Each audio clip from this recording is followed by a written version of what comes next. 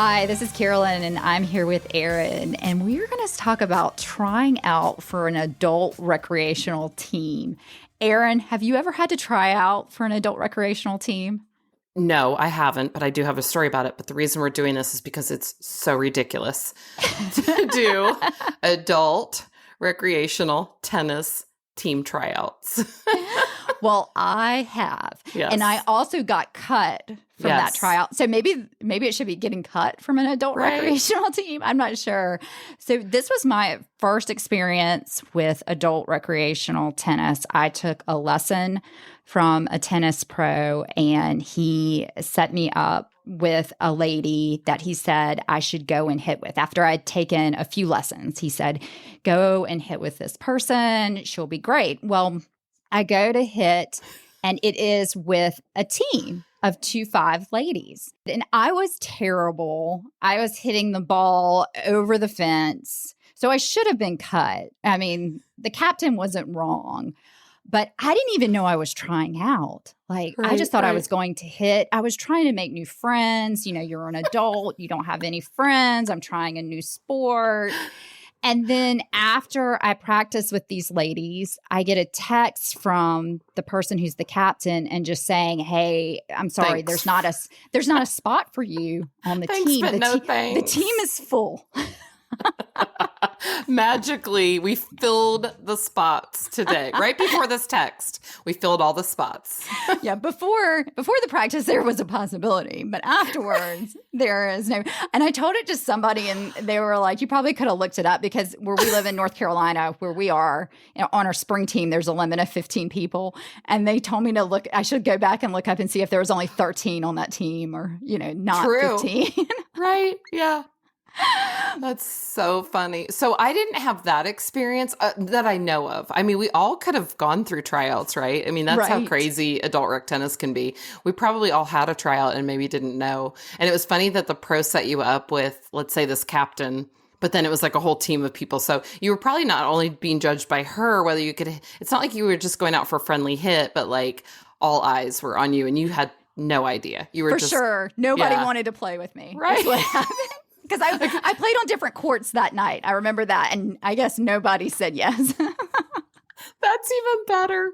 Oh my gosh. I could just picture it. And here's the funny thing about Carolyn. So I know you got good really quickly. So they were probably kicking themselves. Like the best thing is probably you could say big mistake, big, because you went from a 2.5 to a 4.0 in not that many. How many years did it take you to go 2.5 to 4.0? 6? It was 6. I think it was 6. That's pretty good. They just had no idea how good you were going to get. So good. But did it motivate you maybe? Was it like or you just didn't know it? Because that would motivate me. I would be like, I'm taking every lesson. I'm going to I would be so competitive if I got cut that it would make me better. No, but I think the captain was correct. I was pretty terrible. So it wasn't really a motivation. And then someone else just asked me to be on a singles team. And I realized I really enjoyed it and really enjoyed the people and everything like that. But I definitely started off getting cut without even realizing it. So for anyone listening, if you get cut from your first team, do not give up. Right. Dream big, people. Dream big. So I didn't have that experience that I know of, but I was on a team that we were going to states, and I remember them wanting, and they were wanting to all meet and do a team practice, but it really wasn't just a team practice.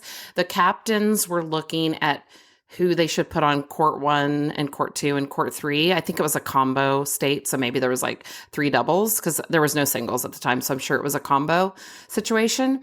And I remember my doubles partner and I, who were typically doubles 1, were playing against the women who were typically doubles 2.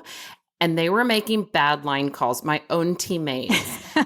I was shocked. I did not want to play another season with them. They're lovely people now, but we were so competitive at 2.5 that I was like, my own teammates are cheating, making bad line calls and so that they could get on, doubles 1, which now is probably not the case at all because sometimes that doubles 1 spot is too much pressure anyway at states. But I remember leaving that practice thinking, I cannot believe that we just did this. Like, it was a team practice, but it was really like it was like challenge matches, like who was going to play at what, on what court at states. And I was like, I can't believe we're being competitive with our own teammates. Like, this is crazy.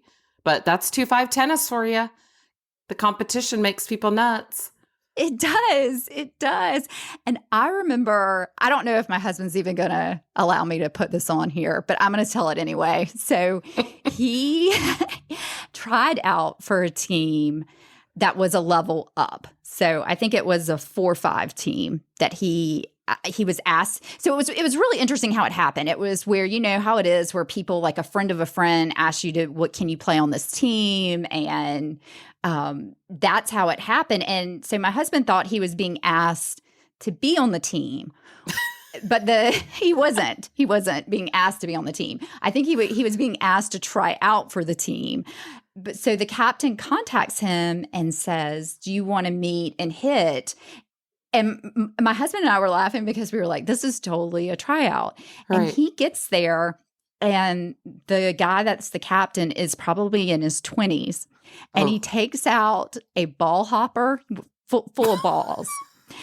And then they go to opposite sides. You know, they introduce themselves. They go to the opposite sides of the court, and he starts feeding my husband balls to hit. And then I guess he passed that part of the tryout, because after he stopped feeding the balls, they decided to play a match. But my husband did say, he was like, is he going to feed me balls for the next hour and a half? Yeah. Like, is this... like he's a pro and this is a clinic. Yes. That's so crazy. So luckily Mike did make that team, but that was definitely a tryout, because afterwards he said, you know, you're on the team. So did he get an offer? Did he get an offer right there and then? Did he get a rose? He was presented a rose right there and then. Right. I think he got the offer too to play singles only. You know how those offers are. So I get those offers a lot. We would love you to be on this team, but we will be playing singles. but we need a warm body on a singles court, and you're our girl. Right. Exactly. That's so funny. I didn't think I could see girls doing that, but I think we'd be a little more like secretive about it. But I thought guys were just straight up like, hey, dude, this is a tryout. This is what we're going to do. But the fact that it was, I mean, that sounds so awkward. If I showed up, could you imagine as a woman showing up and having another, like a captain being like, all right, so we're going to start the first 30 minutes. I'm going to feed balls and you're going to work on. Like, if you paid a pro to do that and you're like, this is a lesson, but not like, okay, I'm going to check out your forehand and your backhand. And that's so crazy. Yes. What would you do, Erin, if someone did that? Where they showed up, someone asked you to be on a team and you were going to hit with the captain, and they started feeding you balls from a hopper. I have no idea what I would do. I would probably go through with it like Mike did and think this is super awkward. I don't know. I'm surprised he didn't say, what are we doing here? Because they're usually much more straightforward. We're like, okay, this is weird, but I'll go along with it. Yeah, I don't know. What would you do? I would hit the balls. I mean, I would love it if someone would feed me balls. and not pay them. Is this a free lesson? Yes, exactly. That's crazy. Have you heard of anyone else having tryouts? I'm sure teams do it all the time. I did hear from someone recently that really did say, like, you should do challenge matches. Like, take your best deuce and add players and play them against your, second team or whatever. And I'm like, do you know that this is a women's rec team? Like, this is not going to go over well. Right. Yeah. It's like, okay, they do that for juniors all the time, or for JTT. They always, and I think high school and college, they always rank you on a court based on, but we don't do that in adult rec tennis. Maybe we should. Maybe we should. Maybe we should start implementing new things, Carolyn. That's right. But be very clear from the beginning, this is a tryout. Yes. Or this is to put you in what order we think for a match. And I think, again, if people's expectations are met, this is what's going to happen. I think what was so shocking for Mike is just he didn't realize it was a tryout till he was in the tryout. Right. So. Well, same with you. Well, except yours was a little less obvious that it was a tryout. So did the team that you didn't make, was that like they're trying to build, that was a 2-5 team? They were trying to build like a super 2-5 team to go to states and beyond? Or do you have any idea? Or were they just looking for people and you just didn't make the cut? You weren't the people they were looking for. Yeah, I think they were just looking for people and I was not very good. And so I did not make the cut. And Mike's was truly like, we're building like a super team. We're taking this as far as we can. I don't even think it was. I think it was, again, the same sort of thing. That's worse. That answer's worse. Because when you get to the 4-5 level, if you're having tryouts, you think, I'm having people try out to be on like a super team. Because mostly guys don't, like I've found out, my husband hasn't played, I think he played one season ever of league and doesn't play at all anymore. But he captained a team and literally guys are like, I can't play tonight. Let's just forfeit that court. And women are like, that's ridiculous. We paid to be in this league and we should make it up at all costs. And guys are just like, whatever. So I'm surprised they would have tryouts for a team that they weren't trying to like build, like a super team to go on to like playoffs and states and maybe beyond. Yeah. It seems like a lot of effort.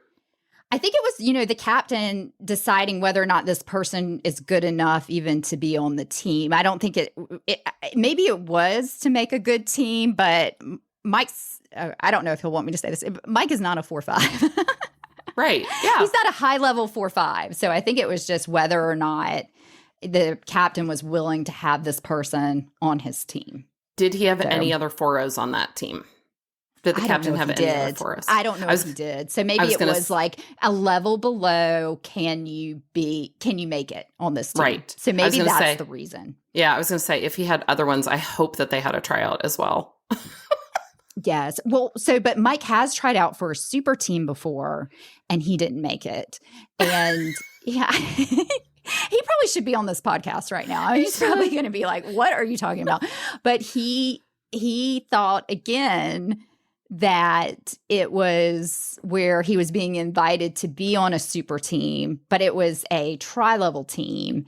And he then shows up for a tryout for it. But he said very honestly, like he wasn't, with tri-level, they only take 4 at that level. And the other people that were with him trying out were self-rates and appeals. And Mike was very honest, like they were better than him. And so they should make it. But again, it was one of these things like, let's make everything clear. This is a tryout. Like everybody should be just very honest. When I go to try out for my 2-5 team, you are trying out tonight. So you will get like, I didn't know I was trying out. I was like, oh, I made some new friends. And then all of a sudden I get a message saying you did not make the team. You don't have friends.